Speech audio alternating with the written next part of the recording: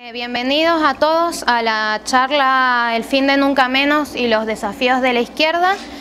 Hoy, nos hacemos esta charla a días de cumplirse un nuevo aniversario del golpe militar en nuestro país y en el marco de una decadencia del gobierno y un endurecimiento de la criminalización de la protesta. En esta ocasión van a estar debatiendo con nosotros Cristian Castillo,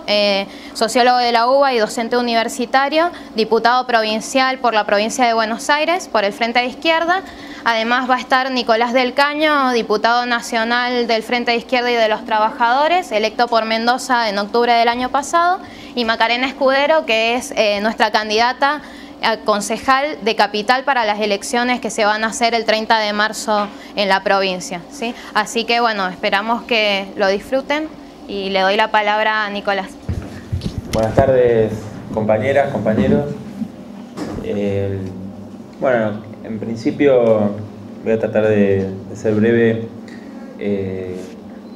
Queríamos plantear un poco con respecto a la situación que estamos atravesando actualmente, a 38 años del golpe. Desde nuestro punto de vista, un golpe genocida que perpetró la clase capitalista en Argentina contra el movimiento obrero y la juventud, que fue parte de un gran ascenso obrero y popular a lo largo y a lo ancho del planeta, que contó con hitos como el Cordobazo, el Mayo francés, la Primavera de Praga, importantes ascensos, picos de un ascenso obrero y popular que marcó una perspectiva donde los trabajadores tendieron a confluir con la juventud, con el movimiento estudiantil en particular,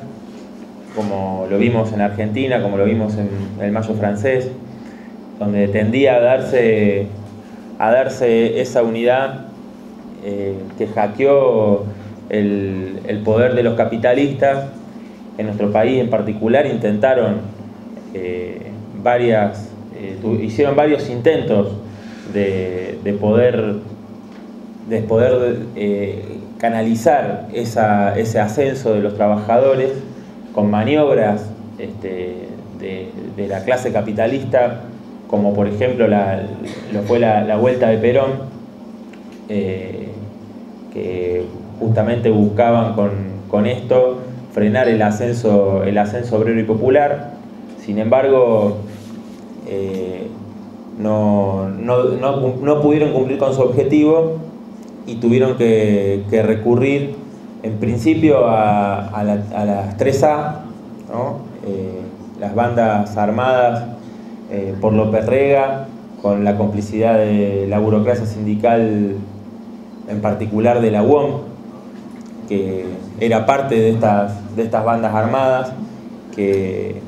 perseguía y asesinaba a los principales activistas, delegados que surgían en las fábricas, en los establecimientos, en las universidades también. Pero es muy importante plantear, porque a veces se plantea como que no se ve claramente que fue un genocidio de clase, ¿no? Es decir, existía, por eso las estadísticas muestran un gran porcentaje o un porcentaje mayoritario entre los detenidos desaparecidos, que provenían de la clase obrera, porque por ahí se intentó hacer la ideología de que eran todos estudiantes, ¿no? Jóvenes de clase media. Si bien existió una importante radicalización de la juventud estudiantil, se busca con eso esconder que fue el propio movimiento obrero, que durante mucho tiempo fue base del peronismo, quien estaba haciendo una experiencia con su gobierno en el poder, y por eso no le quedó más alternativa que recurrir primero a las 3A y luego al golpe militar, ¿no? Para imponer un plan económico como el de Martínez de Oz y avanzar en las reformas estructurales y dar comienzo a lo que, bueno, todos conocemos como el modelo neoliberal, que después se reforzó y se implementó y se avanzó en la década menemista, ¿no? Todos recordamos las privatizaciones, la flexibilización laboral, todos esos planes económicos que, sobre todo en la segunda, porque en la primera mitad de los 90 se resistió por parte de la clase trabajadora, se resistió a las privatizaciones, fueron cientos de miles de despedidos en las empresas del Estado que fueron entregadas al capital internacional, y en la segunda mitad de los 90 vimos, quizás, bueno, muchos compañeros son jóvenes, no tienen recuerdo de esos años, pero los que tenemos un poco más recordamos cuando surgieron los movimientos de desocupados, los movimientos genuinos en Neuquén, como en Cutralcó surgieron en Salta también, ¿no? Pueblos que habían quedado pueblos fantasmas después de la privatización de YPF, y se levantaron con los cortes de ruta, poniendo ese método, un método que empezó a tomar una gran relevancia en aquellos años, ¿no? Utilizado por sectores del movimiento de masa, de los desocupados, de la clase trabajadora, a los cuales les negaban el derecho elemental a ser explotado, es decir, a recibir a cambio de vender su fuerza de trabajo un salario que le permitiera subsistir a los trabajadores y a su familia. Esos métodos los vimos paros generales también contra el menemismo, contra la flexibilización laboral. Sin embargo, no podemos desconocer que a pesar de esta fuerte resistencia de la clase trabajadora, avanzaron en la flexibilización laboral, en dividir a la clase obrera, ¿no? En dividir entre efectivos, contratados, terciarizados, inmigrantes, ocupados, desocupados. Esa fuerte división del movimiento obrero, sin embargo, no impidió que ante los avances que vimos a fines de esa década, después del gobierno de Menem, el gobierno de la Rúa, que surgió y fue apuntalado por lo que fue la centroizquierda del Frepaso, ¿no? Nosotros muchas veces comparamos a la camarilla del kirchnerista con el Frepaso, justamente, ¿no? Que primero cuestionaba el menemismo, su ajuste, etcétera, y luego apuntaló a la UCR, que estaba completamente diezmada, producto del Pacto de Olivos de Alfonsín con Menem, de lo que había sido el gobierno mismo de Alfonsín y la hiperinflación que se había descargado sobre la clase trabajadora.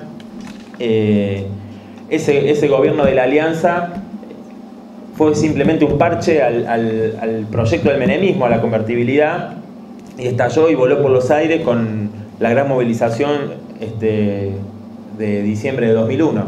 ¿no? Donde surgieron los movimientos desocupados, las asambleas populares, las fábricas recuperadas, y bueno, el ejemplo de Sanón, de Bruckmann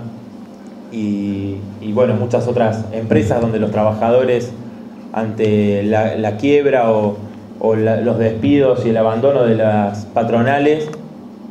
se hicieron cargo, violaron, digamos, la legalidad burguesa, ¿no? de la propiedad privada,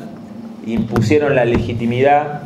de la clase trabajadora para poder darle de comer a sus hijos, y pusieron en funcionamiento esas fábricas. Estos movimientos,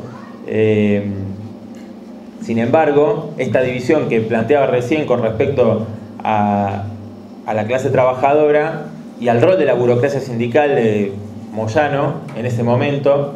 y el conjunto de la burocracia, por supuesto,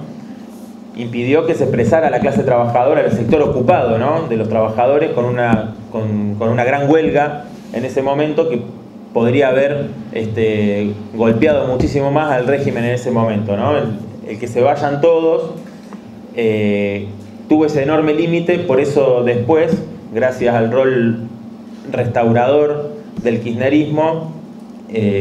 volvieron todos, digamos, los políticos y los partidos que